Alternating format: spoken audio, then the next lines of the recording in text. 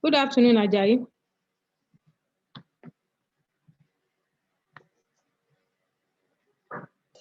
Good afternoon, ma. Yeah, where are the other people? I don't know. I called doctor just now too that he should log in. Okay. And we already have people in the waiting room. Okay, let me make you host now. Okay. I mean co-host. Co-host, yeah.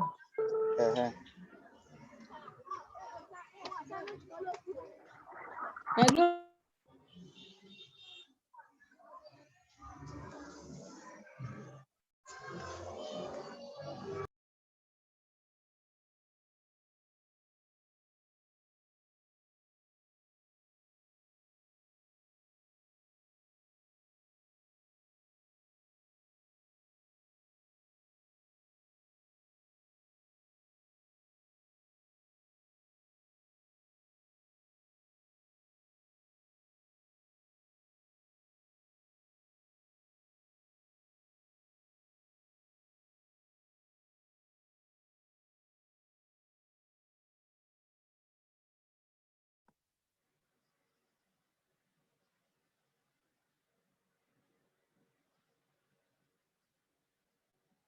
I've admitted a son. Can you make him co-host? Okay, you have. Then can you display the screen?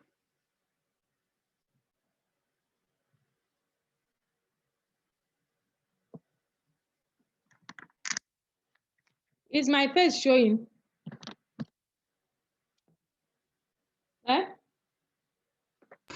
Yes, it is showing, but it's halfway. Only your face, only your head we can see. Madam Adiza also has joined just now. Oh yeah. So make her enter, admit and make her host. So is it okay now? Head and half body. Yes. Yes, it's okay now. Okay. Hello. Madam Hadiza, you are welcome. Thank you. Are we good to go? We're good to go. Doctor is joining. Doctor is joining now. Okay. Good to go. Can you maybe make me the host? Let me just share my screen and ensure it's Yes. okay. Yes, you're already a co-host. Okay, fine. Let me see to share my screen. Are we expecting Kun?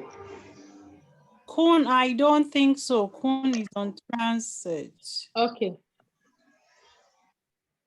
Okay, 1 minute.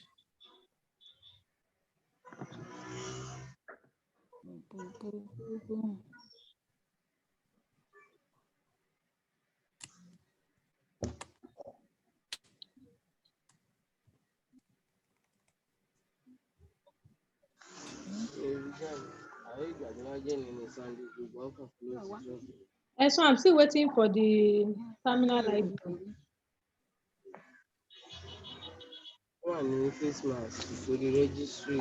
So I want to suggest anybody that notice anyone that leaves should please accept the person and make the person co-host as soon as that person is trying to come in again. Okay, any one of us out. Yes, any one of us that's maybe logged out due to network or whatever. Okay.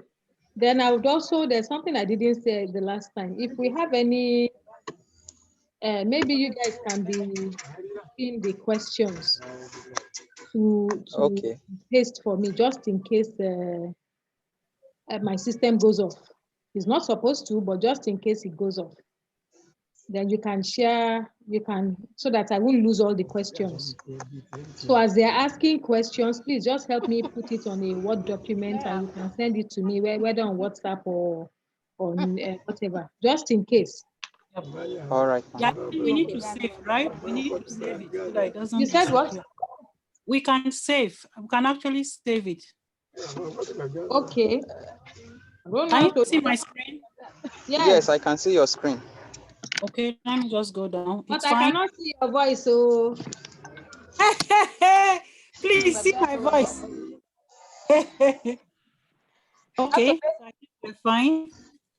Then I think again, we should expect some of the participants will be saying they couldn't get the modules and whatever. I think what contributed was that we weren't able to collate their emails, but then we'll try that this time around we'll do a save from the chat box so that we can circulate Okay, document. okay, okay, Yes, okay, I'm sure that will come up. I'm very sure. okay. So that you know already what answer to offer. Yep. Okay, so I think we can begin to let people in now, right? Yes. Where is there? There's noise somewhere. Oh. Somewhere, yeah. There's noise somewhere. Ajayi, where are you? Have you moved to a quiet location?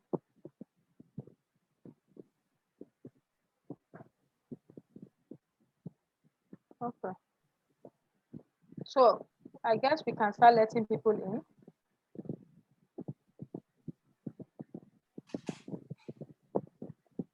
Can we begin to admit? Yes, so that we can start at exactly 5. But there are just about 6 people in the waiting room. You can still wait for them a bit. Is it 5 yet? It's almost 5. It's just a few minutes. No, you can still allow them wait a bit. Okay. Okay. So that we can discuss. Yeah. Okay. So this will be. You have this already. We have a welcome. Whatever. Do you want us to show that one? A welcome what video? No, not a video. Just a slide that just says welcome with the logos. And Okay, all then that. let me pull out. Or yeah, I think yes. Let me So that yeah, when your presentation is about to start, then you can do this. Sorry, let me see again. Okay, I can quickly share. It's okay. I think mine is on the standby. Okay, fine. Okay, all right. So I'm out. can you share Ajayi or any of the co-hosts? Can we put on that welcome slide?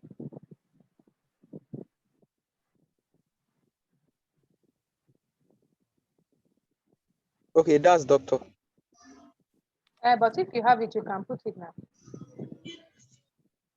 If doctor is, that's the idea, so that if somebody is, if the thing is not coming, let's just have another person.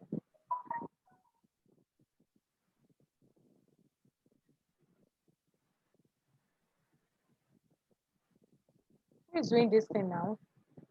Should I share the screen or what? Yes, now we agreed this morning that welcome screen should be on. Hello? Hmm?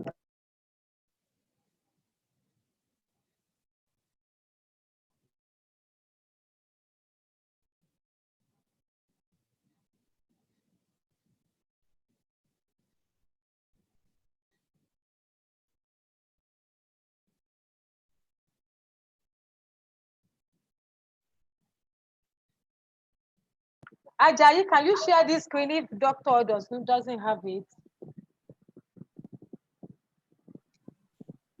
It's not on the smartphone I'm using. So maybe Mr. Esan can share it as well. I have Mr. Esan have it and doctor as well. So Mr. Esan can go ahead It's and share already it. 5 o'clock. This is not what we agreed.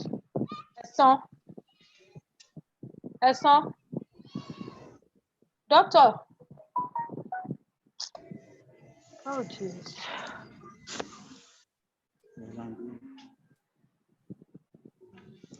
I do. I feel it.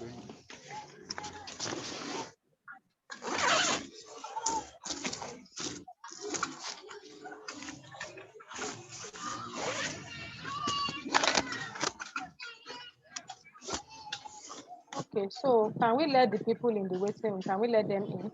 I think we have Yes.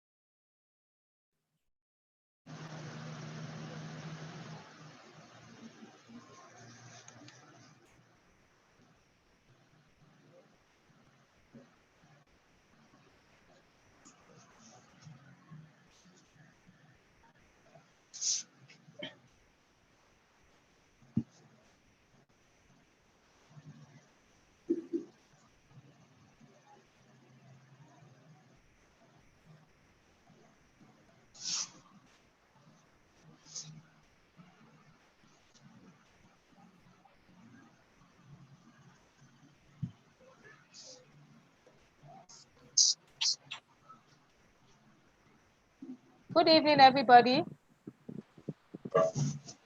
Can anyone hear me?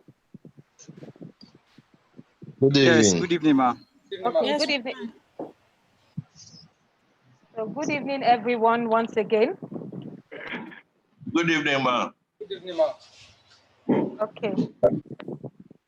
We welcome you to the VD&S Farmers Center webinar titled Cucumber Knowledge and Key Factors that Affect Vegetable Productivity.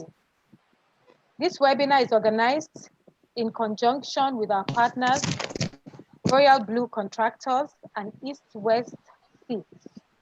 It is sponsored by our partners, Know Your Farm Hands. I am your host, Folake Aino. I'm the MD of VD&S Farms, VD&S Feed Mill, and VD&S Farmers Center. VD&S Farmers Center is a one-stop input shop for both subsistence and commercial farmers. At VD&S Farmers Center is also an agrovet center that partners with reputable companies like East West Seed International and the likes to provide high quality seed and other products for crop and livestock health care needs. This center is involved in the sales, marketing, and distribution of seeds, seedlings, fertilizers, growth media, agrochemicals, biochemicals, irrigation drips, accessories, veterinary medication, vaccines, animal feeds, additives, drugs, biosecurity products, poultry and livestock equipment, and other agricultural inputs with nationwide delivery options. VD&S Farmers Center also offers mentorship, training, consultancy, extension services, and veterinary ambulatory. VD&S Farmers Center is located at number 9 Ajegunle Street, along Ikorodu-Itoikin Road, Temu, Epe, Lagos. It is opposite Citizens Comprehensive College in Epe. For more information about our products and services, you can visit us at www.vdsfarmsonline.com, and you can see our contact details on the screen. Our partners this evening are Royal Blue Contractors. Royal Blue Contractors is a leading input distribution company in Nigeria. They are involved in the sales of organic and liquid fertilizers, certified seeds, agrochemicals, and other agro inputs. Their services include the provision of mechanized farm implements, value chain support and development, training, logistics, and transport services, building, construction, and maintenance, and facilitating finance for smallholder farmers. They are based in Kano. I welcome Mr. Ahmad Liman. He's the CEO of Royal Blue Contractors. I don't know if he's here yet, but if he is here, he will say one or two words to us before the end of the webinar. Now we'll take a short message from our sponsor, Know Your Farm Hands. Can we have Know Your Farm Hands, please? Yes. Good afternoon, everyone. My name is Ajay Abisola. Can you hear me? Yes, we can. All right. All right. Thank you very much. My name is Ajay Abisola, and I am from Know Your Farm Hands, acronym as KYFH. Yes, I believe most of us will have been staring at the screen that is right in front of us and possibly giving it a lot of interpretations. But this picture we are both all looking at is just a typical scenario of what virtually all farmers in Nigeria are facing, which regards to what Know Your Farm Hands. So, like what it actually depicts is that the man on the left-hand side, we can barely see his face, and then he's having a very low rating, which is 1 star, and that 1 star is even red. So, which means that he's not known and the identity is not known. Then moving to the man at the center. The man at the center is equally a farmhand, but you can see he has 5-star rating, which is yellow. That is depicting that, yes, this man has been tested and trusted. Then the man at the extreme right, we can see he is also having a very poor rating as well, which is just 1 star. And he's even trying to cover his face. That is the typical scenario farmers are facing in the hands of farm hands, in which they try to pretend to be whom they are not. So, and agribusiness these days is not something you just take as business as usual, because a lot of things is already competing. I believe we all agree with me that even the situation of Nigeria now is competing with agribusiness survival. So that is why recruiting in a farmhand needs to be a due diligence needs to be done while recruiting a farmhand. And I want to show you just a typical example of what I'm talking about today. Like, let's have the next slide, sir. On the next slide, what we will see is 2 farmers that are going to make cucumber. 2 farmers want to go into cucumber production, and they've already prepared whatever they want to do. They've planned, they've made all their seed ready. The farmhands, yes, like we have now. We have farmhands, the items needed for the cucumber of planting of cucumber of 1 acre. Farmhands, seeds, then the agrochemicals and the likes. And both of them venture into it. They've got two farm hands that are going to work for them for that a cycle. We can see all the cost, like cost of the seed, Gringo 8,005, then the total sachet need is 12 and 102,000. So in short, the total amount both of them invested into that cucumber production is 339,500. And you know what? Here we said potential yield of Gringo seed for an acre of farmland is 70 tons, and the permissible yield is what? 30 tons. Now, after these 2 farmers venture into this production, let's see what the result they both got. After putting all efforts, including financial efforts, everything they know, technical know-how, they put it into place. Let's see what they have as return after the whole cycle. Let's have the next slide. Let's have the next slide. Thank you very much. We can see Farm A was able to acquire what? 35 tons. While Farm Z was able to acquire what? Nothing. Absolutely nothing. I know many people will be asking the question that, is it possible? How come they did not harvest anything for a whole cycle? That is just the case. A simple truth is just what we see. What happened? Why were they able to record 35 and nil? Like Farm A, they were very close to each other, I mean their location. And what happened was that there was an infestation, an insect. I don't know if we've experienced it before. An insect infestation was occurred on the platform, on the farm. And that insect, once it flies across the field and it sucks some things from the cucumber will just wither off, and that's all. And what happened to Farmstead was that it was attacked by this same set of insects. And you won't believe it. That's an acre of cucumber dried off. I mean, withered off. And this same thing happened to Farm A. But Farm A farmhand was able to be proactive about what he's going to do. He made the right contact at the right time, and the solution to those insects was given. He was told to use some chemicals like sharpshooter and he was able to use sharpshooter and then strong force, yes, to combat those insects. And he was able to salvage that cucumber farmland, and he was able to get 35 tons at the end of the day. You now tell me, that means the result the farm Z gets is as a result of recruiting or handing over the cucumber farm into the wrong farmhand. And this is why Know Your Farmhand has come into play, that, okay, for you to hand over your farm or recruit any farmhand, you have to know the background of that farmhand, what other farmers have to say about them. And this is why we come up with this platform, which is Know Your Farmhands. Next slide, please.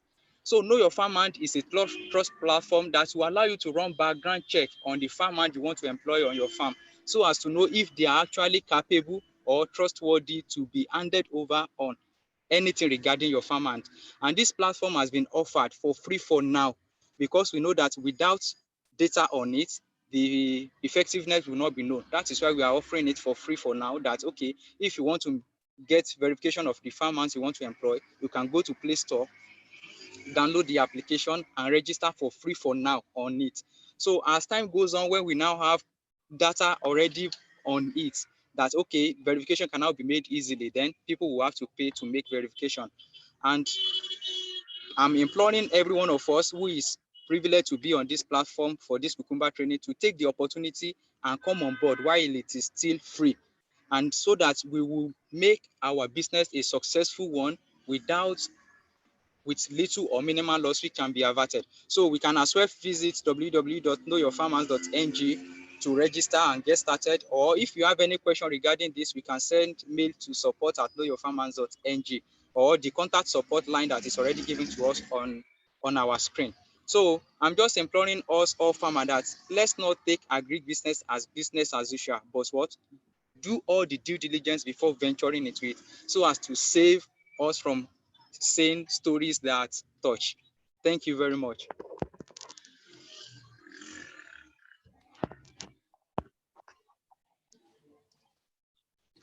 Thank you so much, Mr. Ajayi, representing Know Your Farmhands. Thank you for the presentation.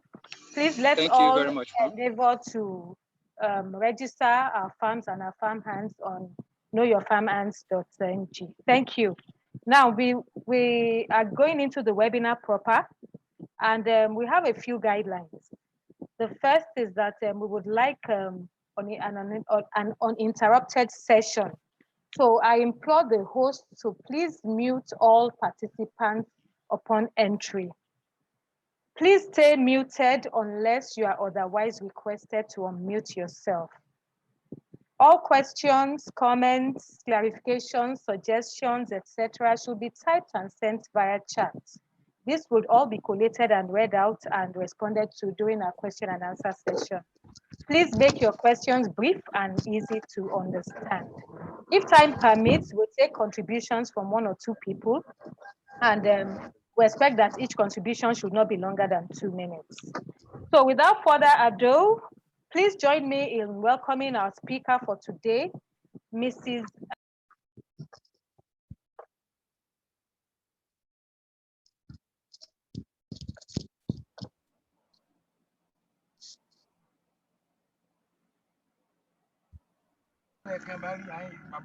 I think you're muted, Madam Folake.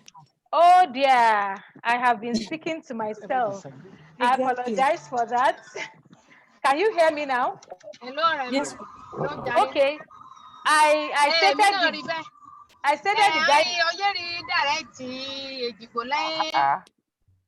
stated the guidelines for the webinar.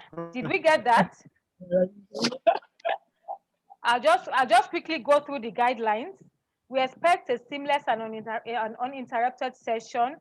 So we expect that the host will mute all participants participants on entry. Please stay muted unless otherwise requested. Our questions, comments, clarifications, suggestions, etc. should be typed and sent via the chat room. We'll collate all these and read out and respond to during our question and answer session. Please make your questions brief and clear to understand. And if time permits, we'll take contribution from 1 or 2 people after the question and answer session. We expect that each contribution will not be longer than 2 minutes. So without further ado, please join me in welcoming our speaker for this evening, Mrs. Adiza Yaro.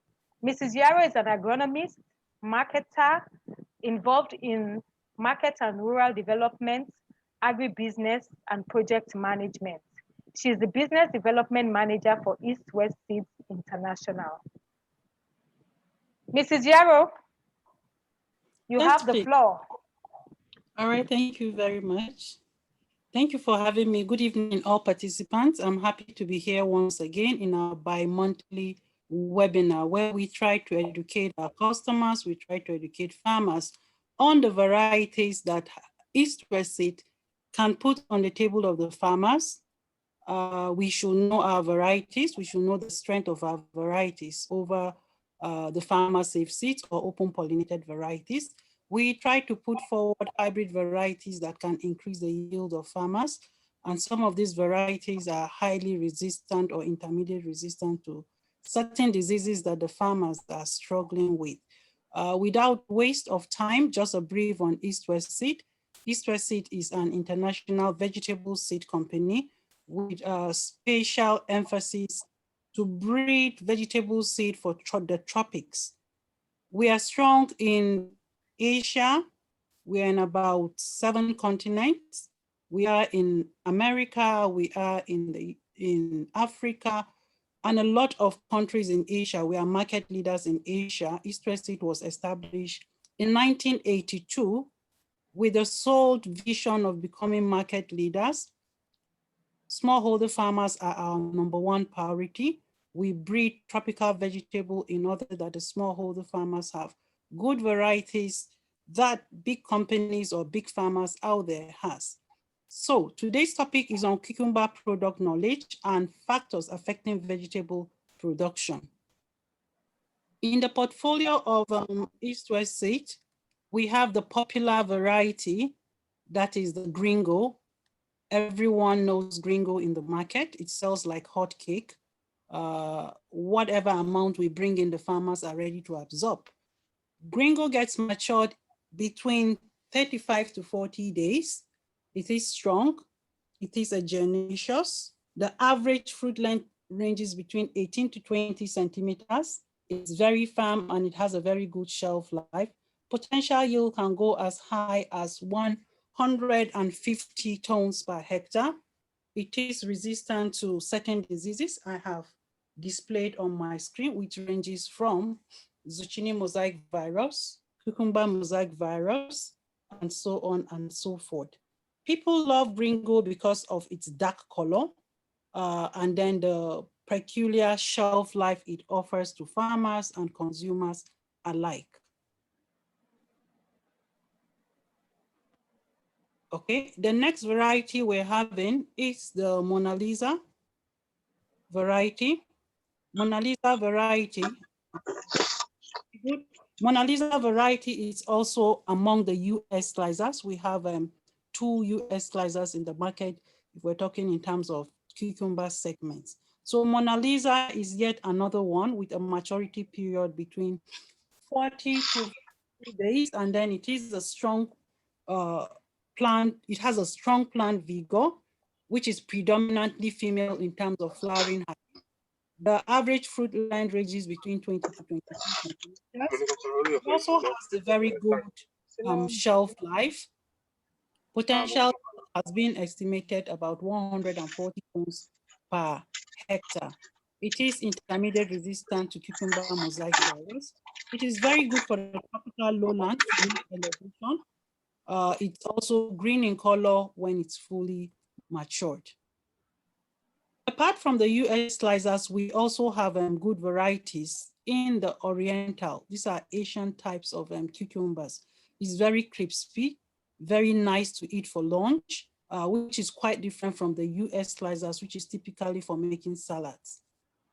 Here we have the popular Syra F1, which gets matured between 40 to 42 days. It is monaceous. The length is about 15 to 18 centimeters. You can see it's a little bit shorter than the Gringo and Mona Lisa types. It has an excellent shelf life. Yield is about 140 tons per hectare. It's suitable for lowlands to meet elevation, and then it's recommended in seasons where there are high disease pressure. The next one in that segment is also Nandini F1. Farmers know these varieties, especially in the south area of Nigeria. We see a particular trend where the northern part of Nigeria to the southwest are basically in love with the US slicers, that is the typical dark green cucumbers. But then going further south to the south and the southeast, some of the states prefer the oriental types, which is the Nandini, the Syra, the Cayenne types.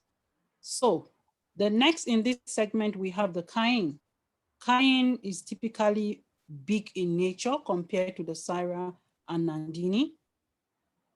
It gets ready between 37 to 39 days. It is strong, it is monaceous. It has an average fruit length of about 19 to 21 centimeters. The circumference is about 4 to 5 centimeters. It has an excellent shelf life. It has about 140 tons per hectare, and it performs very good in warm, wet condition. Aside the US slicers and the oriental types, we have the greenhouse cucumber, which is petanocarpic in nature. It's called baby cucumbers or seedless cucumbers, as people will call it.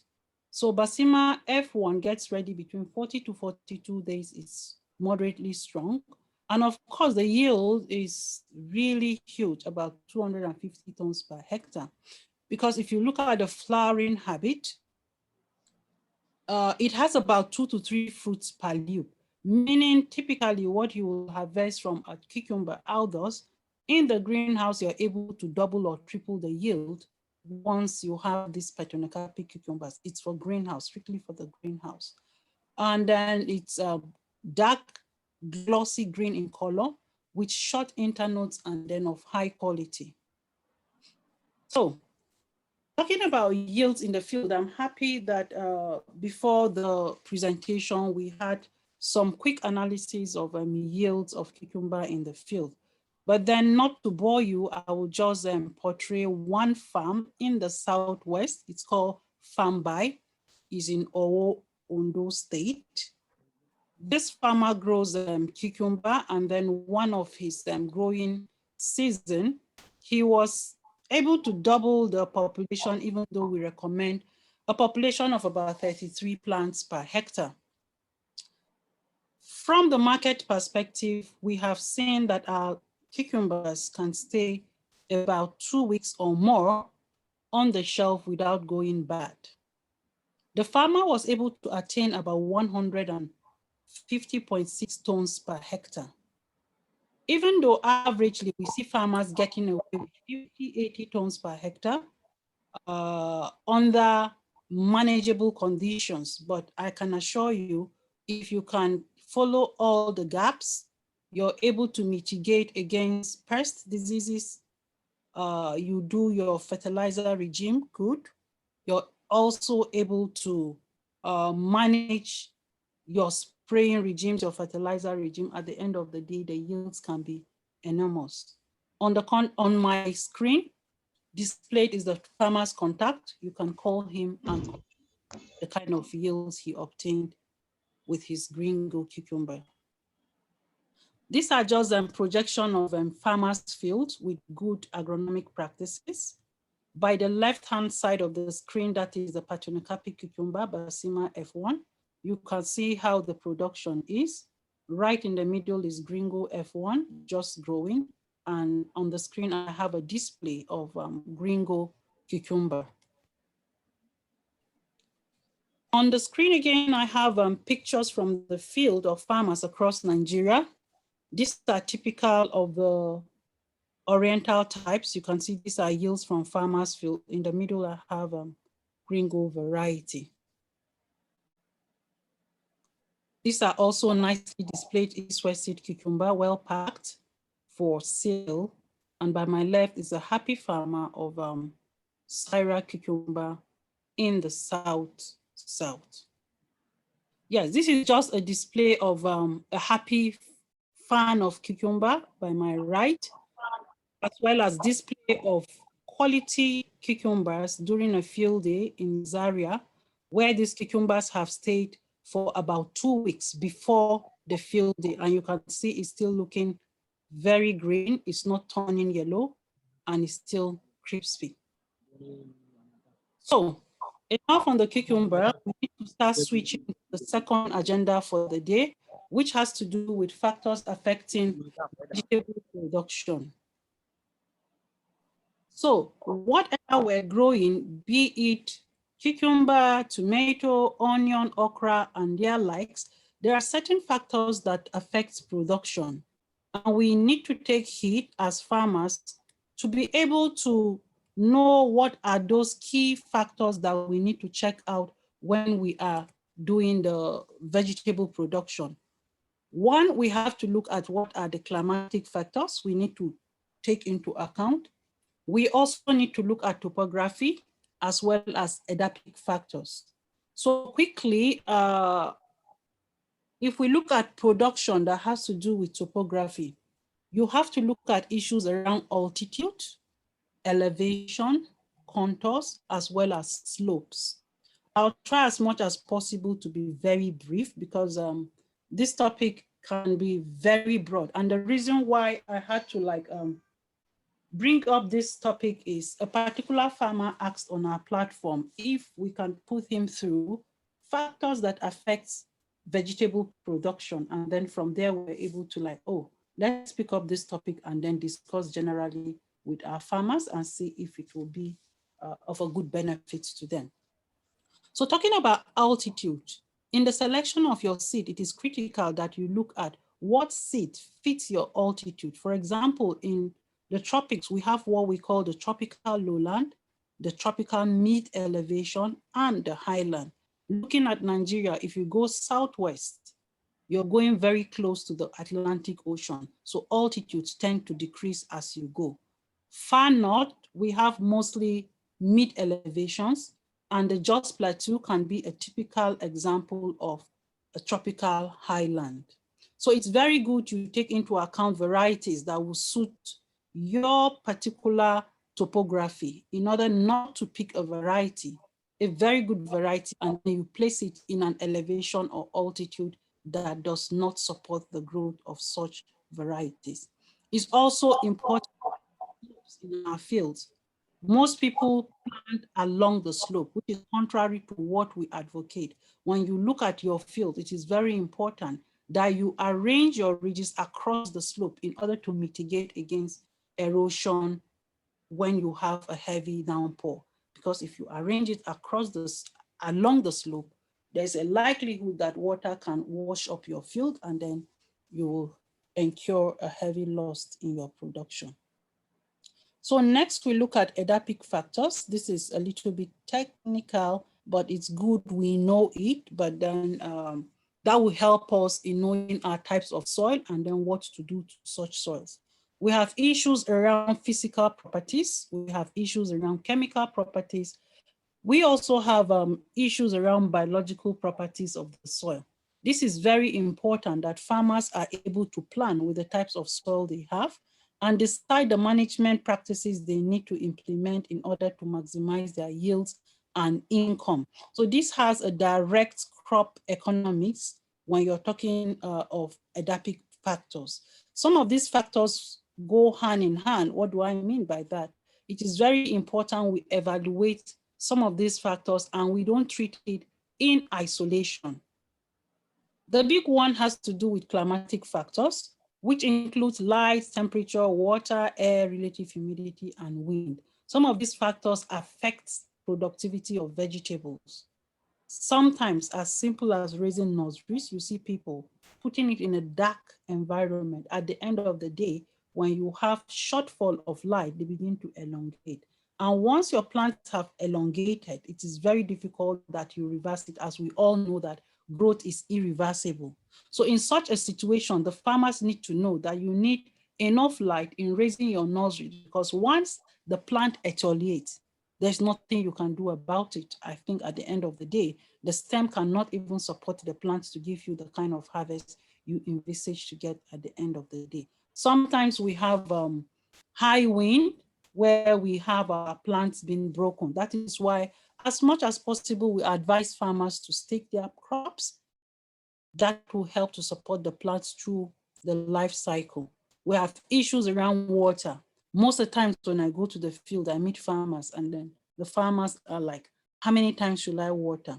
Because far not, we have farmers that water their fields in 5, 7, or 10 days. At a time, they overwater the plant by flooding it. And then you see the plant sleeping inside water. And suddenly the plant for the next 3, 4, 5 days, or on those days, is being stuffed without water. So sometimes I ask them a simple question: how many times do you eat in a day? And the person will be like 2 or 3 times. I'll be like, really? But then the same thing for plants. You don't have to like overfeed them or underfeed them, meaning you're starving them from water. Basically, plants are, especially vegetables, a big percentage of it is actually water. So it's good we know our irrigation schedule, so that we know when to water and when not to water. And sometimes it's really difficult to decide when to water and when not to water. As simple as having the relative humidity increasing or decreasing, that affects the quantity of water that your plant will absorb. As simple as having different stages in the life cycle of plants, that also determines the quantity of water you have to put. Smaller plants will require smaller water, while at the latter stage, especially in the reproductive phase, it is very important that you pay attention to water. Sometimes we have plants aborting their flowers because of what? Water is not sufficient. The next moment you see it having water, the next moment where the farmer has decided for the next 5, 6 days he's not going to water the plant, the flowers will wither, they will dry up and drop. And then the farmer will be wondering, what is happening to my crops? So it's very important we monitor our crops, we check our crops, we look at the temperatures. At high temperatures, you know that the rate of evapotranspiration increases. But in days where the days are cold, and then you have to water your crops, if you look at it critically, you discover that the soil will still be wet in a way. So some of these things, especially in the world where we operate, where you don't have access to maybe equipment to determine, or you don't have your fields computerized, it is very important you use some kind of indications by checking your crops regularly to see what is needed and what is not needed at a point in time. So other factors I think I have discussed in the course of my discussion. Just to talk again about Baltic and abiotic factors. Some of the physical factors I've already mentioned earlier, which are the abiotic factors: the light, the temperature, water, air relative humidity, and wind. But then not to forget, there are also living organisms in the soil, which has life in them. So those are the ones we classify as the biological properties, which will include the earthworm, the nematodes. So it encompasses both the beneficial and non-beneficial insects we have in the soils. So it is very good we pay attention to know what are those properties in your soil. Do you have nematodes? And then when you have nematodes, what do you do? What actions do you take? I know there was a time a farmer had to send me on WhatsApp that his tomatoes are dying in Plateau State. And then I was like, what could be the matter? He said, well, he has some worms. And then I was like, please, can you send me the pictures of this worm? And to my greatest surprise, there were some big, giant African earthworms, beautiful, beautiful earthworms. And I was like, really? He said, these are the things that are killing his plants. I told him, guy, I can pay you to give me these things because they have nothing to do with your tomatoes dying. So sometimes farmers need to know what are these beneficial worms in the soil and the ones that are not beneficial, so that you're able to take action. So he will have just been picking the earthworms, killing the earthworms, not knowing that these are precious assets that he needs to put in his fields in order to have a lot of organic matter in the soil.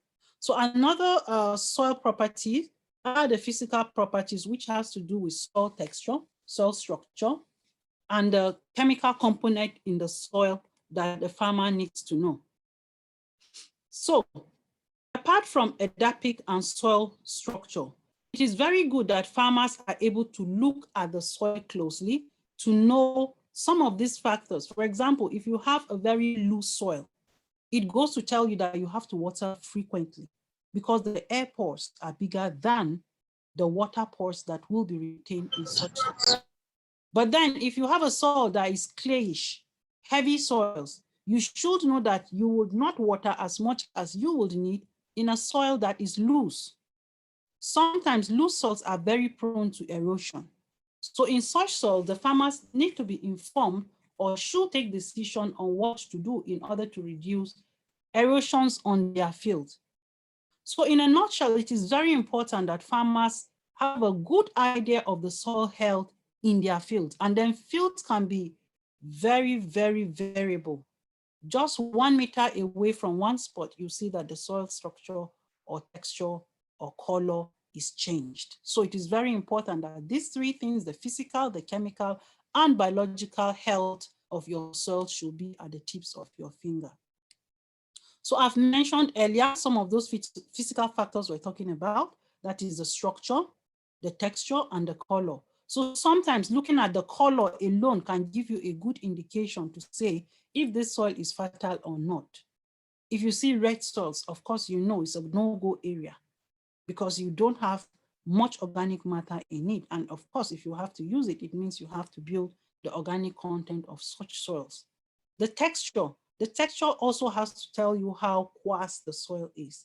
Is it fine? Is it coarse? And that determines the amount of water retention for that soil. Then the structure also has to do with how the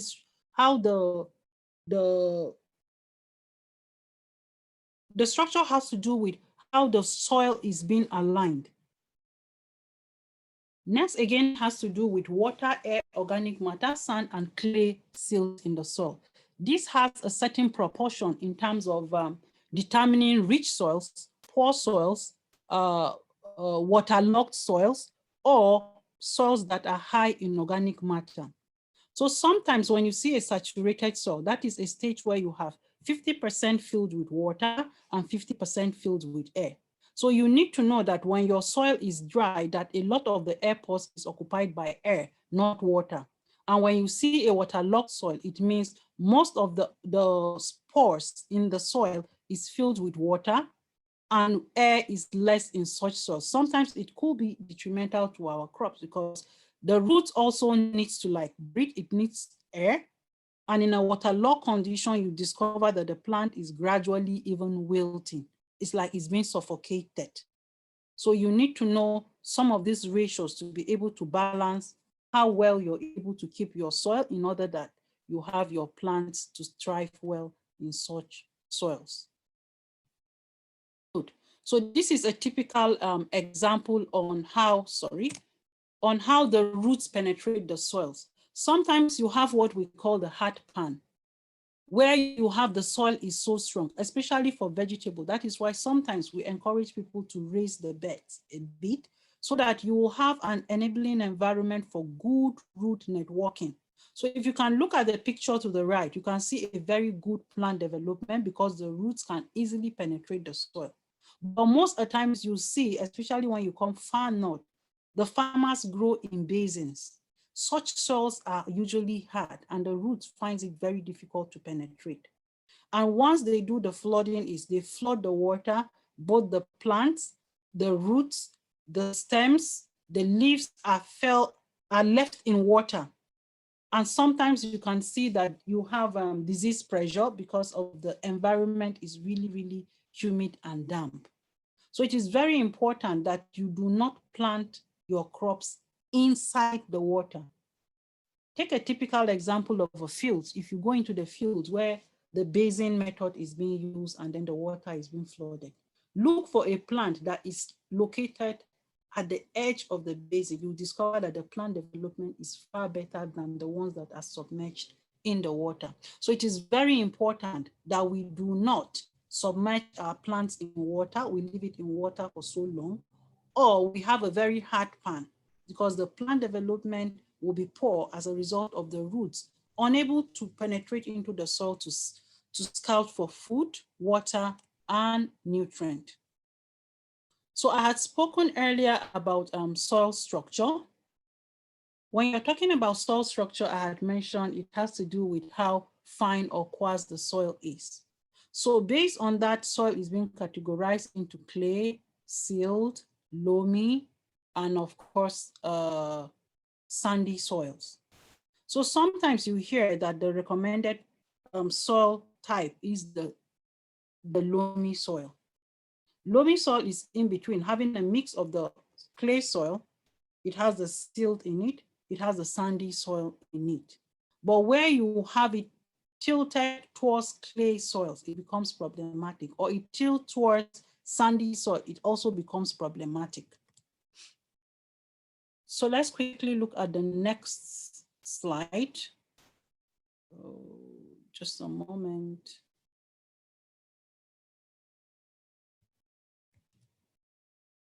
Okay. So if you look at this, this is exactly what I was talking about. We have a triangle where you can actually determine what type of soil you have. Is it a sandy clay? Is it clay? Is it loamy? Is it a silt? Is it a sand loam, or clay soil as it is? So once you do the test, there's usually a test you do where you try to get the percentage of silt, sand, and clay. Once you get the percentage, you're able to like crisscross around this triangle. It's better done practically, but I'm sure some of the participants know what I'm talking about. So for example, if you have maybe, let's say 50% silt, if you look at the right-hand corner of the triangle, so you pick the 50% and maybe you have another 50% sand. So you draw a line from 50 to 50, and then maybe you now have clay at 60 and then sand at 40. You draw another line from the left-hand corner to the lower side of the triangle. Wherever you have these lines crisscrossing, it drops your point in the category of soil that you have. Is a little bit practical, but then it is good that we know that there are ways you can be able to determine what is the soil texture for your field. Okay.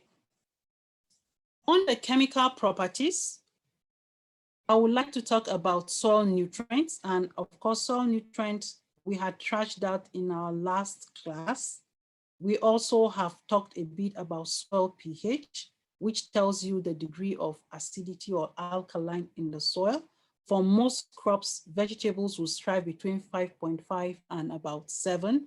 So it is important that you do the soil pH. Sometimes it's even more important before you determine your N, your P, your K, your micronutrients, because the pH determines the availability or non-availability of some of these elements. So sometimes it's as simple as adjusting the pH and you get it right, because the nutrient is there, but the plant is unable to absorb it because the pH is not conducive. So it is very critical that from the onset, you try as much as possible to know your soil pH, correct the pH before you begin to think, okay, what nutrient do I need to put in the soil? Because if you just go ahead to correct the nutrients, the pH is out there affecting you.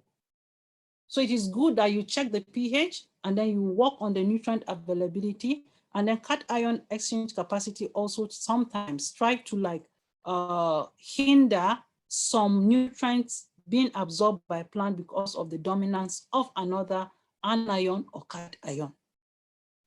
Sorry. So what are these important soil chemical properties we need to look at? One, I had mentioned air. Another is water. Another one has to do with the organic matter. And the last but not the least is the organic content in the soil. So it is very important that these factors interact hand in hand. And if you're unable to determine the water content in your soil, the organic matter in your soil, sometimes the mineral particles in the soil, then you will not be able to get a balance. Sometimes some of these elements are being tested in the laboratory. Sometimes people just try to see, but sometimes it's risky. You do the planting and then you observe if there is like a limiting factor, you try to like augment, because most of our farmers hardly will find access to a laboratory or a place where they can do the soil test, or having a simple test tool to be able to determine the nutrient content in the soil. And sometimes it's also so difficult. For example, if I'm a farmer with about 5 hectares or 3 hectares, I will have to take composite sample from each of these points put together and just have an idea of what the soil is. But then it's better than doing nothing at all, because it still gives you at least some information than nothing at all. Thank you very much. Thank you so much, Mrs. Yarrow, for that beautiful presentation. Now we know that at least we need to look for, I learned 3 things, or the edaphic, the topography, and the climatic conditions that we need to check for for our vegetables to grow. Also, that the soil has life, and as such, we need to check the properties in the soil. Thank you so much. I think we'll go straight into the question and answer session. Before we go into the question session, I'll just read out a few things. I expect that we'll be sending out our questions, comments. We'll be sending out the questions and comments on the chat. And if time permits, we'll take about 2 contributions. Let me see if we have any questions.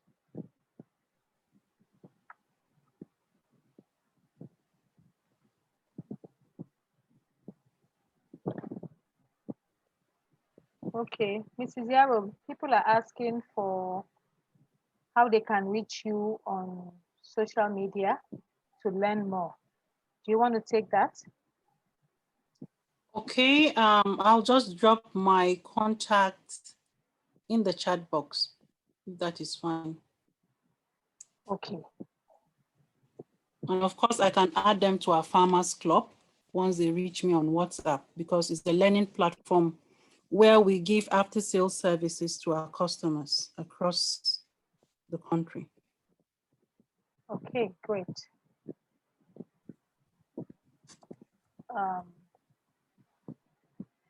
There's a question from Nabel Adeyemi, and it says, what are the soil testing tools or methods that can relieve the soil conditions? What are the soil testing tools or methods? Methods? If you talk about tools, I know there are simple test kits which can give you an indication of soil nutrients, but I think basically the N, the P, and the K, that's the micronutrients. Most of the micronutrients are really difficult to test on site. And then the methods now has to be laboratory procedures. There are different names, there are different reagents where you use different methods to do the testing.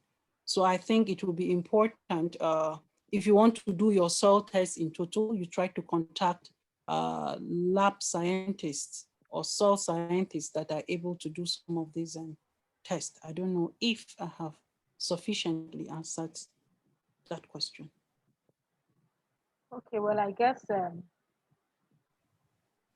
if Nabel Adeyemi is not satisfied, maybe he'll send another message via chat. How can I make use of my land if it is being waterlogged? Very difficult, because for vegetable, you need a well-drained soil. If it's waterlogged, it's a bit difficult because already the soil is heavy. But sometimes what you do in a soil that is well-drained, but sometimes you see flooding, we encourage you to do draining. You have to put some drainage systems around your field to channel the water out. But where you have a waterlogged soil, sorry, it's difficult to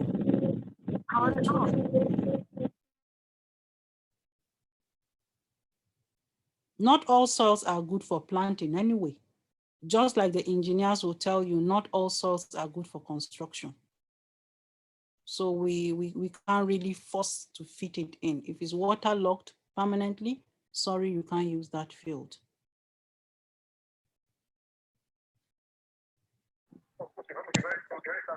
Thank you very much, Mr. Okay.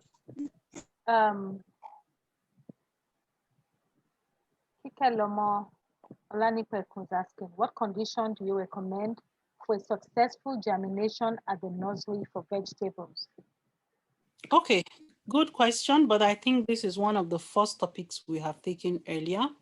We had identified key things you need to put into consideration when you're growing the seeds at the nursery. One of the most important factor, the light. Another one is water. Sometimes people don't water sufficiently. If it takes maybe 4 to 5 days for the plant to sprout or those seeds to sprout, if you don't water sufficiently, it can even take 15 days without sprouting. You also have to ensure that the media is free of harmful solutes, organisms, chemicals. That is why sometimes we recommend you use the industrial media because it's free of some of these pathogens we're talking about.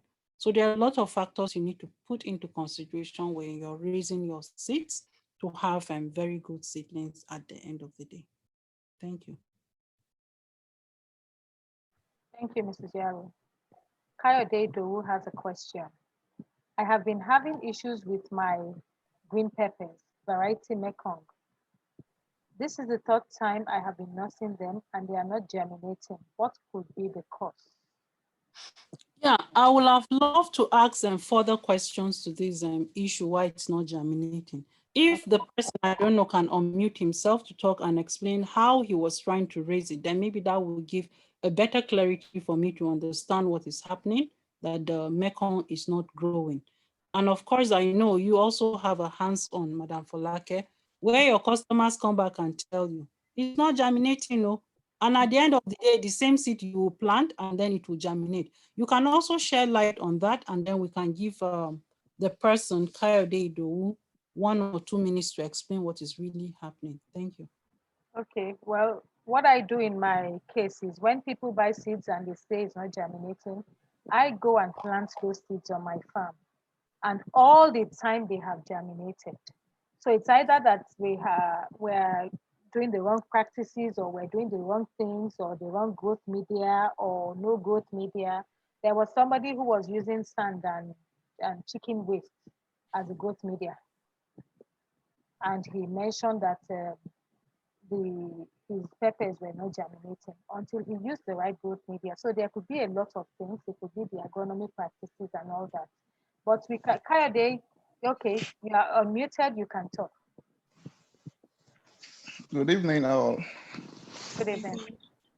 I'm Kayode Idowu. Thanks for the presentation. Actually, I come online late, but concerning my corn varieties, it's been giving me issue because for this is the 3rd or 4th times I've been nursing and it's not even germinating. And I've been using cocoa pits as my media to nurse them. So I don't know if it's the cocoa pits that I'm using that is the fault or I don't know. That's just what I have to say. Or with my cocoa pits, normally I just do the normal procedure. I don't mix with fertilizer. I do mix it after they start germinating. The same cocoa pit I use for my Padma and it's germinated, and for the green pepper, it's not germinating. Okay, maybe let me respond. I think pepper is a little bit different from tomato. And if you look at the days to germination, it takes almost about 15 days, sometimes even more before you see it sprout. The shell of pepper seed is a bit hard. So sometimes if you don't water sufficiently, it will never germinate. And sometimes if your watering is inconsistent, it will break up the seed coat.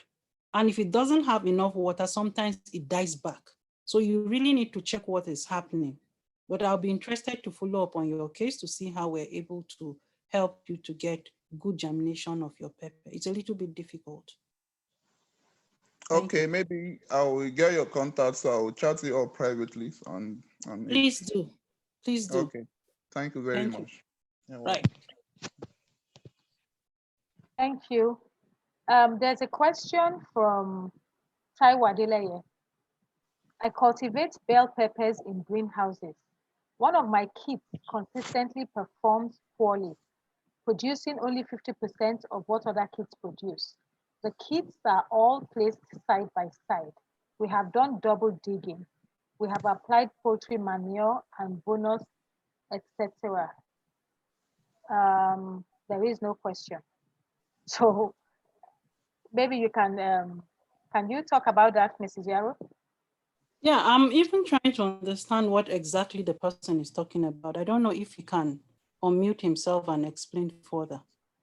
Okay, let me see. That's Taiwo. Good evening. Okay. Good evening, sir. Thank you, madam, for the wonderful presentation. I'm so sorry. I think in my excitement I missed out the question. I'm just seeking advice on what else I can do instead on a kit that's producing just like half of what similar kits produce, and the kits are all side by side. And this is the second time that kit did not produce about half of what I got from the other kits. Yeah. Can you maybe try to do a soil I'm just test to trying see what the to advise on what can be done or what could be the issue. The same manager, the same people that work on the other kits work on that particular kit that's not producing. Yeah. Okay. Thank you very much, Mr. Taiwo. Sorry, I was trying to interrupt while you were speaking. Can you hear me? Yes, we can hear you. Yeah. Okay. Fine. In my perception, something. Okay. Can you hear me, sir? Yes, I can hear you now. Excellent.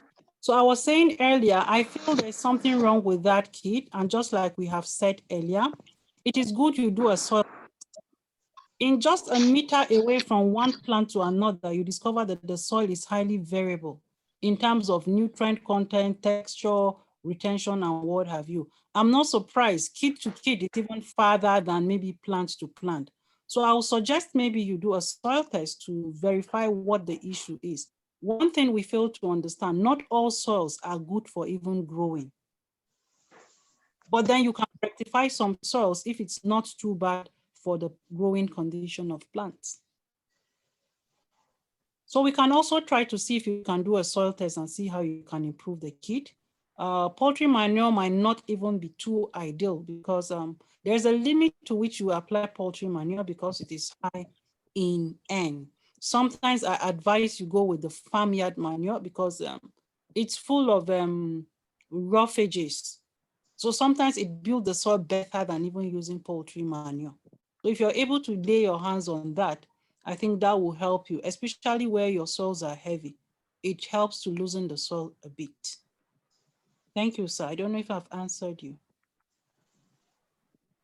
Hello, good evening all. Good evening. This is Nazib Ibrahim Ado from Gusau, Zamfara State. Sorry, is there any document that you guys would likely try to share with us? It's possible to share with you. You can drop your email. I think some people, the background is Solomon. Yes. Mute him.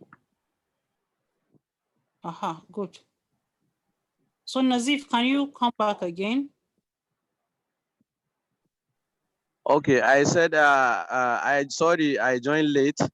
Is there any document that you share with us? Sorry to. Yes, please just drop your email. If we're able to like download all the messages, then we flood the presentation. Okay, thank you so much. Efaku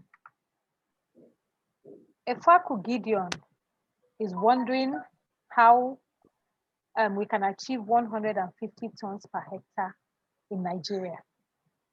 And I think you shared a contact, a farmer's contact at the start of your presentation. So maybe you want to talk about that. Okay, great. The question is very simple. When you follow all the gaps, you're able to increase your yield, but sometimes it's really, really difficult. So when you see the potential yields of crop is under what we say in secondaries to STP, standard temperature and pressure. It means every other condition is possible. But sometimes I hate being over ambitious. Maybe your production is just at 10 tons. See what you can improve that next year you go to 30, 40, 50. Check and see what you're not doing well. And of course, learn from farmers. That's why we have platforms where you have people showcasing their yield, showcasing their challenges, showcasing their successes. So I think for you, if you must improve, you need to live within a community that are a step ahead of you. And I think the sky will be your limit. Thank you. Thank you, Madam Hadiza. What organic fungicide and pest control can I use in my cucumber farm is a question from Solomon Oluwaseun. Organic fungicide. I'm not aware of that.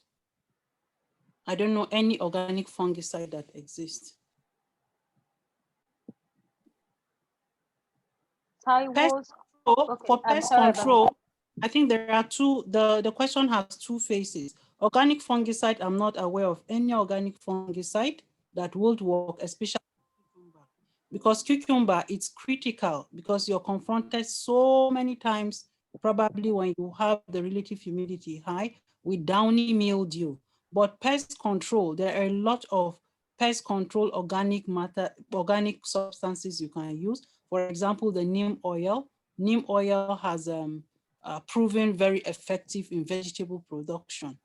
You can also use the neem leaf, extract it, pound it, extract the green water, and then you do some spraying. So apart from the oil, you can also use the extract from the leaf to do the spraying. But then let's not forget, especially when it comes to organic, it's not one peg fit all. It might control some, I might not control the other. So I think in East West Seed, what we advocate is what? A mixture. You should do some kind of integrated pest management where you put the organic, and then there are certain things that it's only chemicals that are able to help you do that. I've seen a lot of people out there that will say, I'm doing organic. And then when you look at their field, it looks very pathetic because it's like they don't even know what they are doing. So let's be a little bit careful that when you're putting in your organic, you also try to marry it with inorganic, please. Thank you. Thank you very much. For the hosts and the organizers, people are dropping their email addresses and they would like for you to notify them at the next webinar. So please take note of that. Thank you. There's a question here from Taiwo. What is the recommended frequency for application of insecticides for cucumbers? Always a question, but then I think it's difficult to answer. If you don't have the incidents, we don't advise you put any insecticide, but sometimes it's a little bit difficult. So it's good you look at what level does it have that economic threshold to cause economic damage. Especially when it comes to vegetables, sometimes you discover there are some chemicals. I knew I was discussing with Veggie City where he had some pepper in the field, sweet pepper to be precise, and then he's already doing the harvest, and then he's been attacked, his field was attacked by thrips. And then we discussed on what he needed to apply. But then you will still see that on the label, it has a window period where you apply and then you make it or you pick to take to the market. So you have to be a little bit careful not to be spraying and spraying, whether there is nothing, you just spray. Sometimes it's not healthy for the person spraying, it's not healthy to the environment, and it's not healthy to the person out there eating it, especially when you start harvest. We need to take caution as farmers, not to be selfish because we just want to kill the insect, not knowing that taking these crops or taking these fruits into the market with chemicals on it can even kill somebody. So there is no hold and fast rule that has stated you must spray on day 1, day 2, day 3, day 4. I know for fungicide, you can spray preventive, but for insecticides, if you don't see the incidents as much as possible, we advise, please do not spray. Thank you. Thank you so much. There are quite a number of questions in that regard. So I believe you have answered all the questions on fungicides and insecticides. People would like to have the slides. I think we will share the recording to the email addresses that we have. So please drop your email address so that we can share the recording with you. Does neem oil serve as organic fungicide? It's Taiwo asking this question. What I know about neem oil, it's basically an insecticide. But then again, you should note again, oil in general has a way of covering the surface of the leaves. And once you have oily substances, that will reduce the content of water. So in a way, it might help to reduce, especially for cucumber, downy mildew. But basically, neem oil is an insecticide. Thank you. Thank you. Please, can you mute yourselves if you are not speaking? There's a question here on the accurate measurement using neem oil to a 15-liter knapsack. I don't know if you can take that or another person can take it in the house. Yeah, somebody can take it. If there's nobody, I go ahead. Sometimes I have my reservation with organic because it does not give you that accuracy in measurement. But where you're dealing with the inorganic, you're sure that the manufacturer has stated this is what you apply to one knapsack. Most of the organic pesticides we see going around is just like a plus or minus kind of assumption, because sometimes, again, the dosage at which you give also depends on the intensity. But I don't know, Musa should be in the house. Musa, are you there? Shehu Musa, are you in the house? Oh. Yes, Musa is here. You can unmute yourself, Musa. Yes, hello, please. I didn't hear the question. You can repeat it. The question is the quantity of neem oil to be used in a 15-liter knapsack. Okay. Actually, it depends on the manufacturers. The best is to check the level, since now we have some synthetic one. But for us, what we normally use, we use 5 mil per 16 liter sprayer. 5 mil is okay. But because from our experience, if you apply above that, it may burn your crop, especially cabbage. So the recommendation, you can use 5 mil per 16 liter. Thank you. Thank you so much. Wale is asking for the watering of plants. I sometimes hear it is better you water very early in the morning before the sun comes out.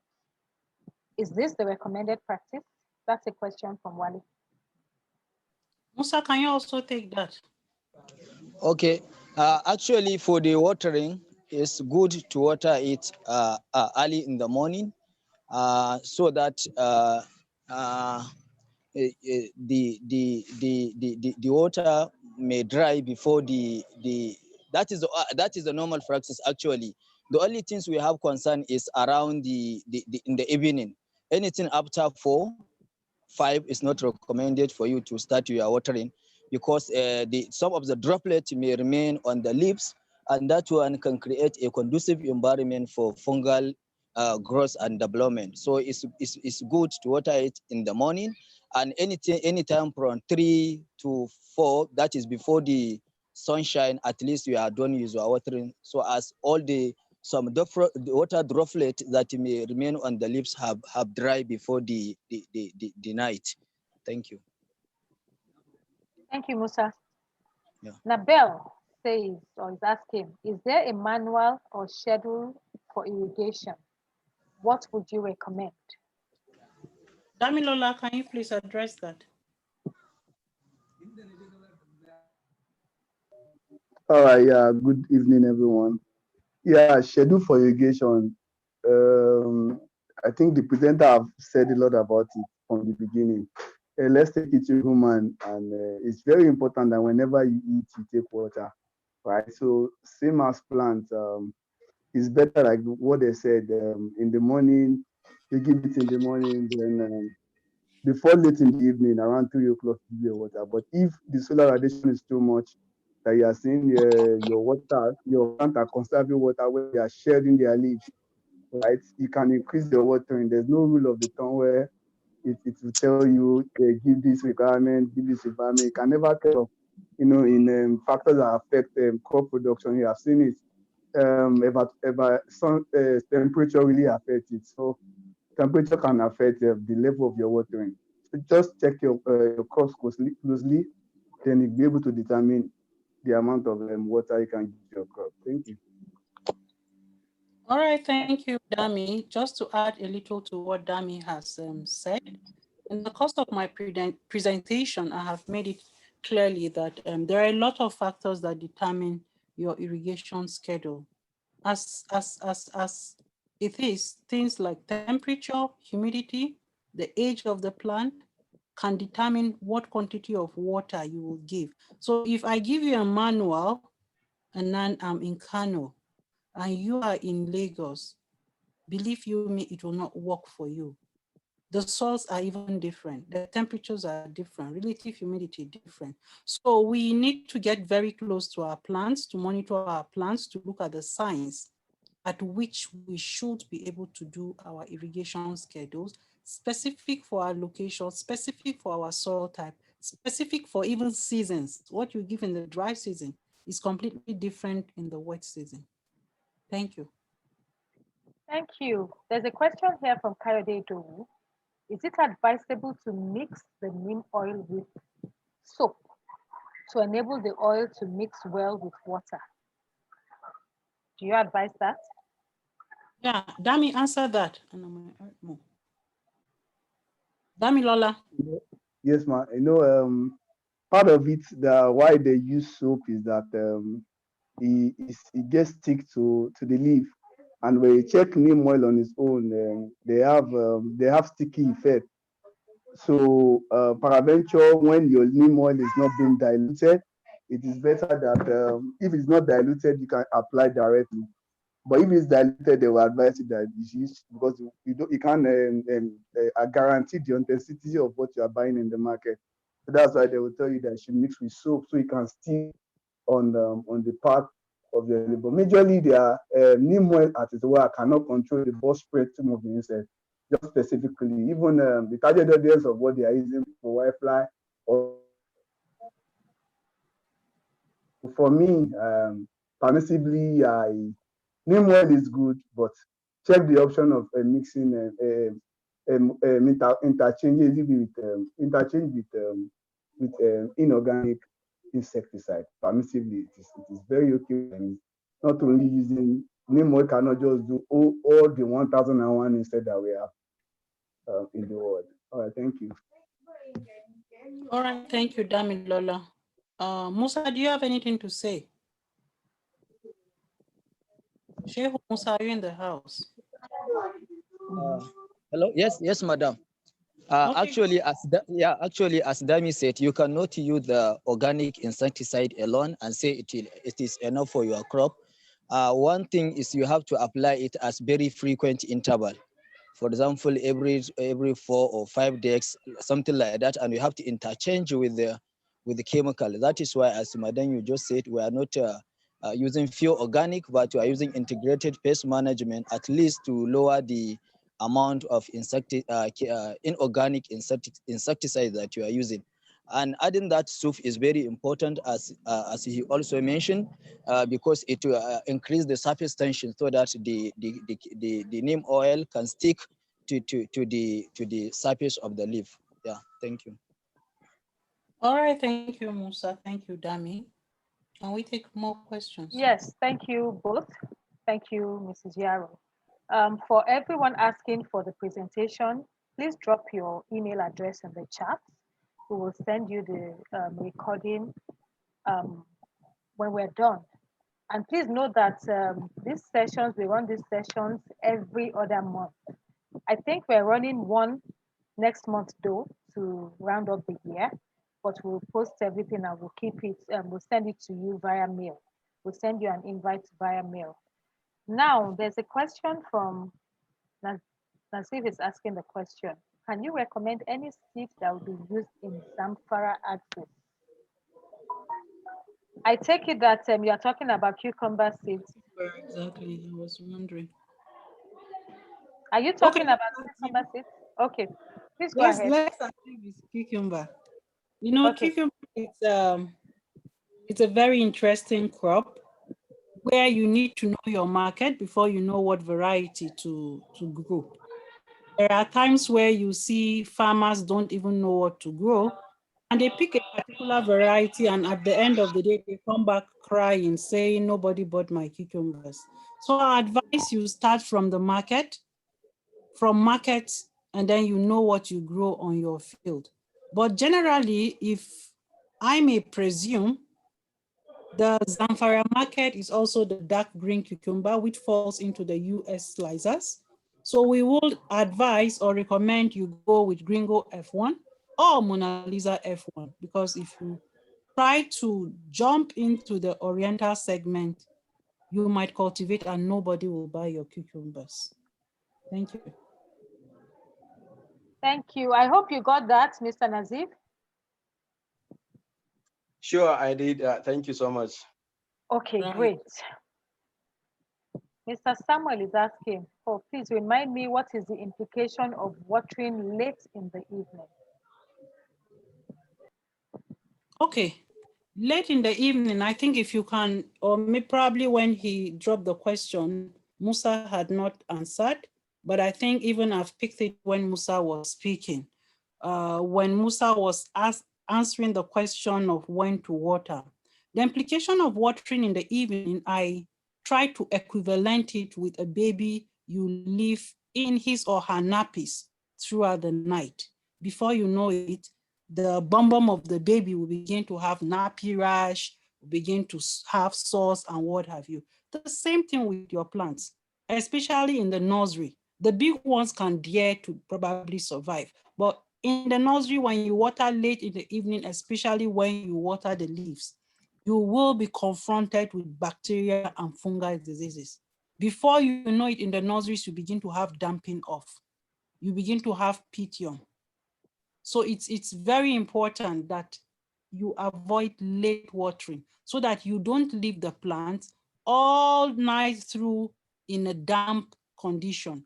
Remember, before a disease incident comes, there has to be that enabling environment, meaning you're not helping to keep your plants dry, but you're further exposing them to an enabling environment for bacteria and fungi to act on it.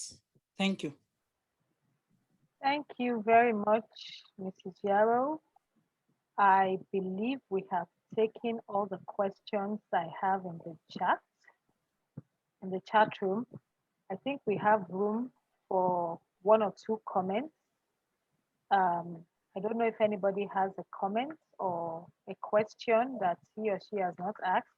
You can use the raise hand function. We'll take about 2 questions or comments before we call it a day.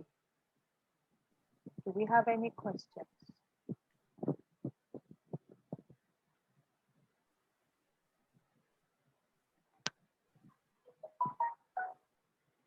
I'm not sure I see any hands.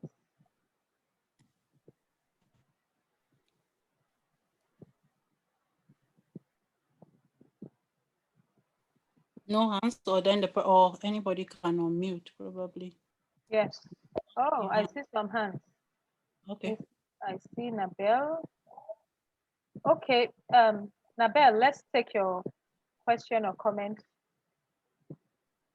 You're able to, you can unmute yourself. Okay. All right, thank you for having me. This is a great eye opener for me. I would also, with all these knowledge, right? Probably there will be like a repository where people can.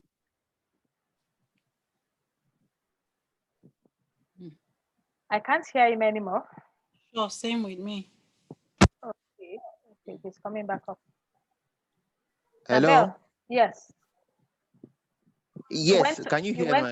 Yes, you went off a bit, but you're welcome back. Right. So thank you for this. I hope you will keep up this information and platform. So my comment will be that my recommendation will be that so some of this information needs to be readily accessible because of the absence of should I say extension workers who will be able to spread this information. Probably with time there'll be enough people who would be able to render this service. That's one. Two, because of the kind of demand that vegetable is having now, but we are going into a season where the climate is so unpredictable. I mean, we don't have control over the climate. However, in other climes, there is something people, there's a recommendation, and that was the reason why I was asking, if I can understand irrigation requirement and I cannot pay for labor, I mean, can I do something like an automation? So if more of consideration around, just like you're recommending for fertilizers and things like that, I think it would be good to have more knowledge or practical hands-on experience regarding climate in your next webinar or subsequent ones. Thank you very much. Okay, thank you. I think what you're trying to refer to is what we call protective agriculture, where you tend to do a lot of investment. And if you look at our target audience are basically the smallholder farmers, but getting to the level of having some kind of automated greenhouses, having some computer. In fact, I've seen so many farms like that folding up because it's not sustainable. As regarding automating irrigation schedules, it's actually a very difficult one. You have to learn by doing. You can employ the use of drips, which of course it's not the normal surface irrigation where you have to employ labor. You only need to turn on a tank and you have it watered in no time. If you have 10 hectares, it goes. You just need a lot of tanks, a lot of sources of water. But your point remains valid. We'll look into the topic protective agriculture, where we will portray or teach people simple techniques. It might be low-cost techniques where people are able to look into some of this technology to deploy into their farming. It makes them, of course, efficient in whatever they do, and it makes them smart farmers. Thank you very much. Thank you so much, Hadiza. Thank you, Nabel. Please drop your email address if you haven't done that, so that you can be informed or advised of the next webinar. I think there will be one next month, but otherwise we have it every other month. Thank you. Can we take Kikeloma, please? Good evening, everyone. Good Thank you evening. very much. Thank you very much, Madam Adiza. I really appreciate this platform. I'm new on this platform. And please, can you hear me? Yes, we can. Yes, please, we can. Okay, thank you.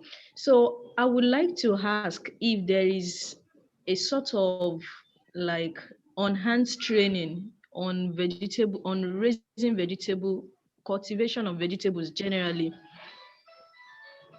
if it has been please. ongoing. Okay.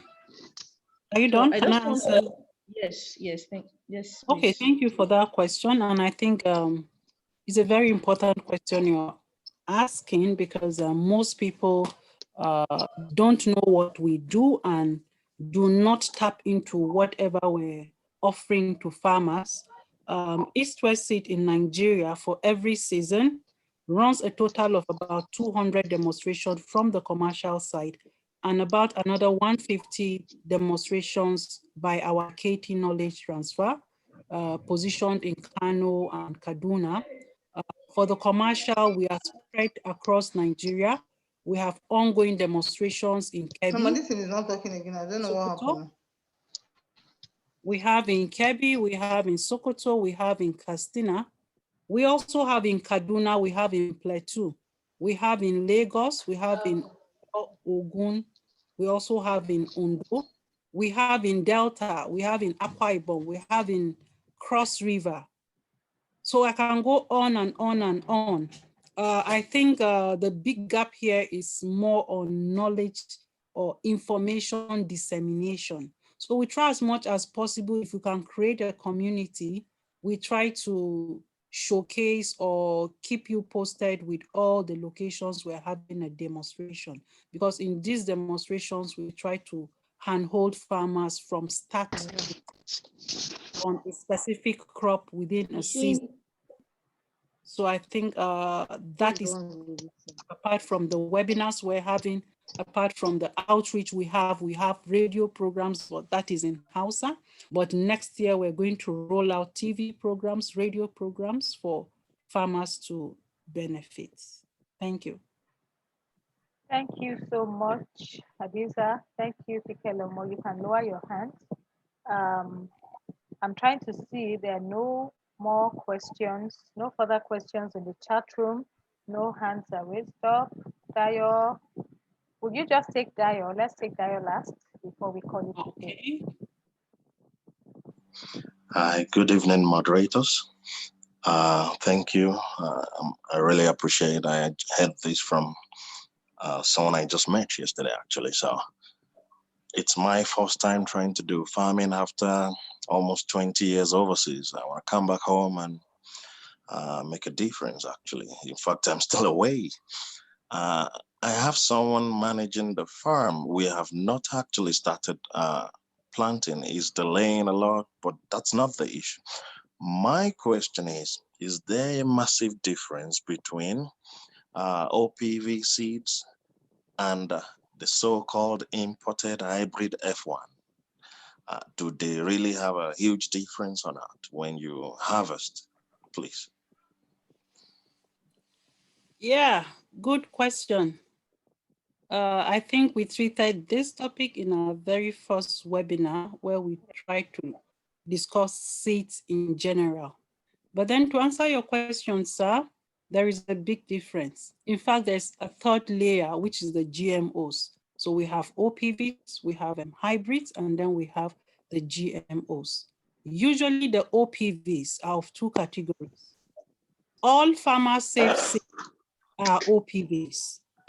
And then there are good OPVs where seed companies have made available to farmers, which of course, the germination percentage is much better than the farmer-safe seeds. The vigor, purity is also good. So some of those OPVs are good. But then again, comparing OPVs with hybrid, they belong to two different classes. The prices are not the same. Better soup, na money killer. So for hybrids, they come with a premium price, which is much more higher than that of the OPVs. So the hybrids might be resistant maybe to particular disease, or is particular to, maybe it's resistant to maybe some climatic condition. It was bred for some specific reasons. It can be as simple as improving the taste, improving the shelf life. You discover that all the consumer preferred traits it's endowed in hybrids, meaning there have been selection over a period of time. Sometimes to develop a hybrid can take a minimum of 8 years, sometimes as high as 20 years. And sometimes you have the breeders breeding for 30 years and they have nothing to hold on to because they can complete a breeding and then the consumer says, sorry, I don't think it fits exactly what I want. So at the end of the day, you discover they cannot even sell it. So there's a big distinction between OPs and hybrid. But then another layer of seeds also discusses the GMOs. I think some people need to mute their background. They're right? muted. I've muted. Thank you very much. Right. So those are the GMOs. Those are genetically modified organisms, which can be in plants, which can be in animals. And here again, has to do with the transfer of genes from a particular organism of a different class to a particular kind of variety. You can take maybe from maybe virus, or you take genes. Some people's background is really noisy. Okay, sorry, I hope you heard me. So the GMOs has to do with transfer of genes from one specific class to another class. That is why you have a lot of controversies on GMOs. And in GMOs, you can have probably a particular variety that you don't even need to spray chemicals because the insect does not just like eating that part of that kind of a crop. I know we have released some GMO seeds even in Nigeria, like the BT2 cotton. We also have released cowpea variety from Ahmadu Bello University. So hybrids, OPs, GMOs belong to different classes. I don't know if I have answered your question, and as much as possible, go for F1 seeds. That is the hybrid, first filial generation. It's very important because you have a lot to gain than just planting OPs and losing your fields. I don't know if I've answered this. Yeah, you educated me quite well there. Thank you. I was actually expecting your answer towards the yield side. You see, the yield. Yeah, yield is one thing. It's just one out of the benefits of hybrid. Oh, but then, okay. yield is tied to so many factors. If your plant is diseased, you don't get your yield. If your plant cannot adapt to the climate, you don't get your yield. So yield is a factor of so many things, and that is what the hybrid offers you. Resistant to some things. And if it's resistant to some things, then you discover the yields are high. Oh, yeah. Okay, I do understand now. Thank you very much. I'm grateful. Thank you. Yep. Thank you. You're welcome. Thank you so much. Thank you, Mrs. Yaro. Thank you, Mr. Dayo. Efaku is really begging that you create a demonstration farm in Benin City, please. So, Okay. Why I'm laughing, maybe let me just say it before he says, oh, this madam, she saw my and she never created. Well, we're in Delta, good enough. We'll see what we can do, but probably it's late for the season because our field promoters have already marked where they will establish. But you have my number here. Let's keep in touch. We'll see how we can do that. And then one key thing, we don't establish a demonstration field in one man's land or in your farm. We have to look at the opportunities that a minimum of 50 farmers are affiliated to that site so that people benefit. So I think you need to think towards that. If you give us a site, how many farmers are able to benefit? Minimum of 50. If you can attract such a number, then with all pleasure, you'll see us in Benin City on your farm for demonstration. Thank you. Efaku, the ball is in your court. Thank you, Mrs. Yaro. Emmanuel, please, using irrigation to water cucumber, how many times can we water cucumber bingo per day? Answer, please. Damilola in the house. Yes, ma. Thank you. I think we have answered this before, yes. And we still need to hear it again, right? Cucumber, 90% or even 90% of cucumber is water, more than the flesh. Let me say 95% is water, right? Water can never be emphasized. We have, I have said it, Musa has said it, Mrs. Yara has said it, that the response is by stage, right? Where maybe they are from seedlings, then they are attaining their vegetative growth, then their productive phases, right? It's a different level of water requirement, right? And we can't really say this is a specifically a requirement amount when everything is being equal. That's what we can give you. But yet we are weather, climate, environmental factors is never consistent. So you can never determine what you will have today and tomorrow, right? You just have to stay close to your crops. You know, when they are in their productive phases, they really needed water because they needed that water to form. And then their taste, if the water is not much, if the water is limited, you see your cucumber very bitter. And if the water is not enough, you see your cucumber getting cough. And at this time, you see we are entering Harmattan season where you see everything so dry, and limited water. But more importantly, we can't say water 5 times, water 10 times. Get closer to your crops when they need the water on your irrigation system. Best you can do is you have drip irrigation and flooding, doing this, doing that. You might not get the full potential. Even the disease might wipe them out. So I will really say, more importantly, that you get closer to your crop. Just know the water requirement, water stress, water requirement at that phases. Vegetative, I'm sorry, seedling phases, they needed water. Yeah, at seedling phases, they needed less requirement of water. At production phases, net increase. Then at vegetative phases, increase the level of watering. Then at production phases, they really didn't that water so much. I think with that, you can really understand what we mean by watering. Thank you. Okay, thank you, Dami, for that good contribution. I think I've been reflecting over this issue of watering, what time, or what have you. We'll also try to put maybe something together for you to be able to maybe detect when you need to water. I think that is a better indices for us because technically there are crops that are very sensitive to water availability in the soil. For example, like the cucumber we're talking about. When you see a cucumber plant already wilting, it is a very good indication to know that other crops need water. So sometimes you see people planting cucumber in the field, not because they actually want to put the cucumber, but it's a way of them trying to gauge the amount of water in the soil. Because once you begin to see that indication on cucumber, it means you should quickly start watering. You should know that there is not enough water in the soil. So I will also try to see during the course of our training subsequently that I put something together for people to be able to have a plus or minus idea when to water, because it cuts across all vegetables we're growing in our field. Thank you, Damilola, for that.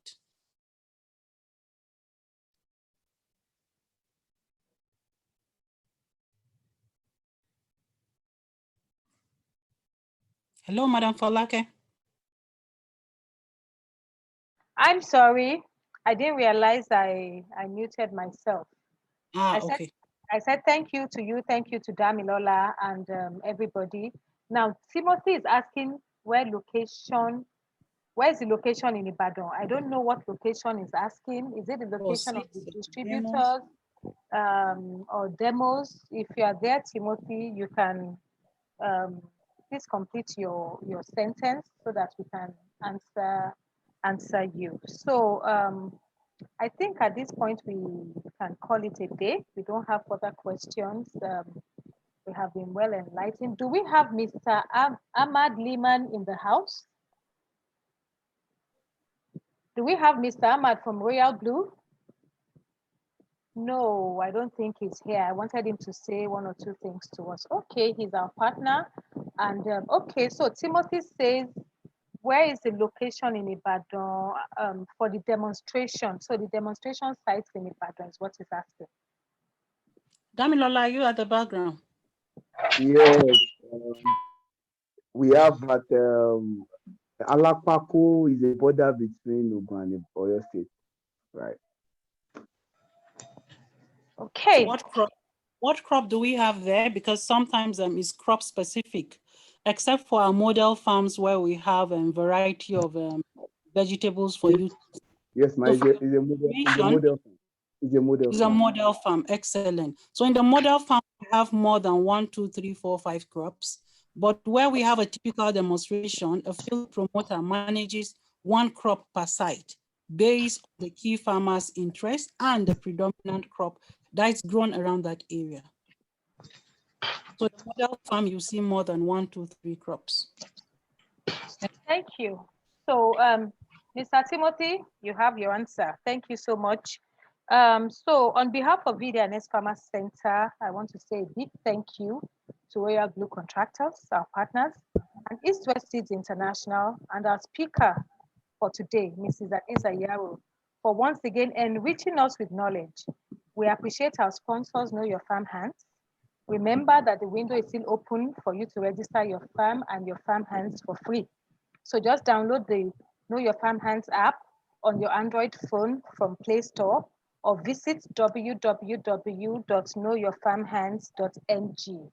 We say a big thank you to you great farmers who set out time to attend today's webinar. At VD&S Farmers Center, our aim is to positively impact farmers' lives and businesses, and we trust that we have been able to add value to you.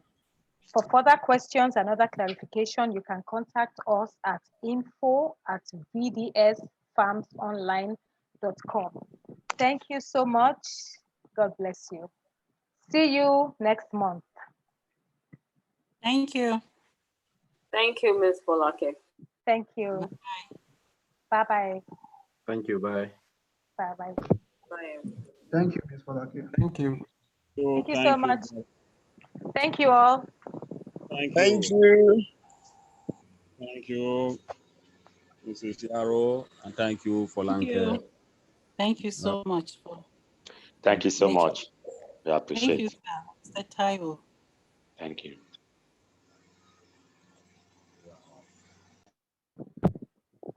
Thank you, Mrs. Falake. Baka, thank you for Yes, making it. ma'am. We didn't know you Thank were you. here. I've stepped Thank in you, for Madam Adiza. Thank you, Bakari. Yes, ma'am. Thank you. Thank you, Mrs. Hadiza. Yes, please. Good evening. My pleasure being a part of this meeting. I enjoyed every moment of it. My first time, I'm sure when you pass the information to my email, I will have the opportunity of interacting with you further. I'll be glad to be a part of subsequent meetings. Thanks for all you are doing for us farmers. We No are problem. Yeah, we you are can very also check on the chat, pick my number, and then we connect you to our farmers club. Yes, I have your number already. I took some notes. Excellent. While this was going on. That's fine. Thank you, Ma. Pleasure is mine. Thank you. All right. Have a good evening. Thank you. And bye-bye. Yeah. Bye, Ma. Bye. Yeah.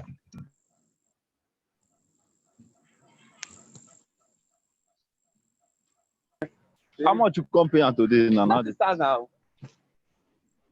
I beg your driver, how much?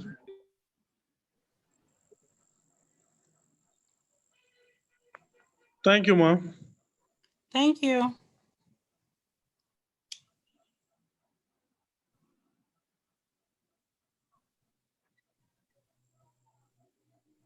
Thank you, ma'am.